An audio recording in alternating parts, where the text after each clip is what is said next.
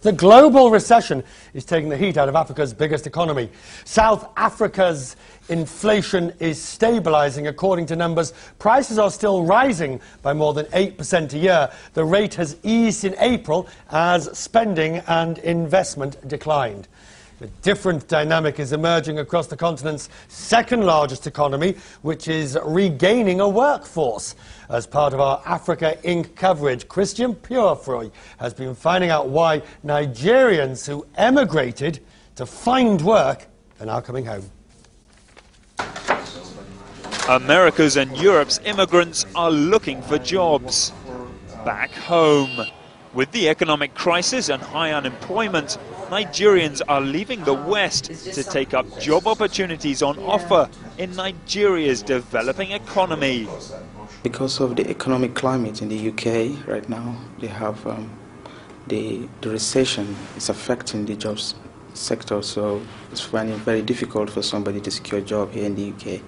Things are not particularly very good down here anymore, and I believe there are more chances for me right now at home. Oyindamola Taiwo is one so-called repatriate. Typical of many returnees with her foreign degree, work experience and accent. She came home to Nigeria after 11 years in Europe, where she worked for global consultancy firm McKinsey. She's now working for one of Nigeria's largest banks. She left as the global economic crisis began, but says that was just one of her reasons for returning. If you come here every day and you work and you're able to contribute, then you have the fulfillment even within yourself. It's, I think that in what you lose in moving, you gain because you're able to do work that you really believe in, work that you really believe is making a difference on a big scale. She's being paid close to what she was earning in Europe. But with Lagos recently ranked one of the most difficult places to work in the world by Business Week magazine, it's been a readjustment. What other differences are there, in just getting to work, living in Lagos? I mean, it's really a change of lifestyle. I mean, for instance, you don't have electricity all the time, you don't have power, so you always have to make sure you have a generator. If you have a generator, you have to make sure that it has diesel. For water, you've got to make sure that, the borehole's working, because, for instance, this morning I opened the taps and there was no water coming out, and so it doesn't work the way everything does in Europe. The traffic may be notorious, local ways of doing business a little different, but with one of the largest telecommunication networks in Africa and a banking industry expanding across the continent, what Nigeria offers now that the West doesn't are business opportunities.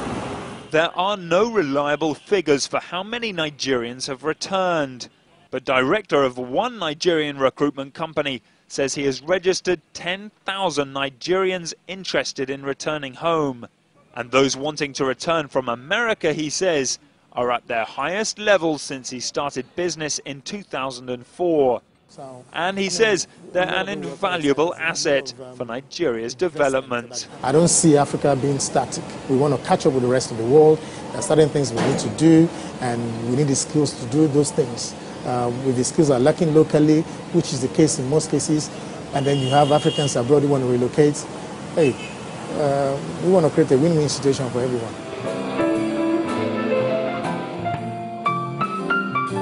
The West's brain drain is Africa's brain gain.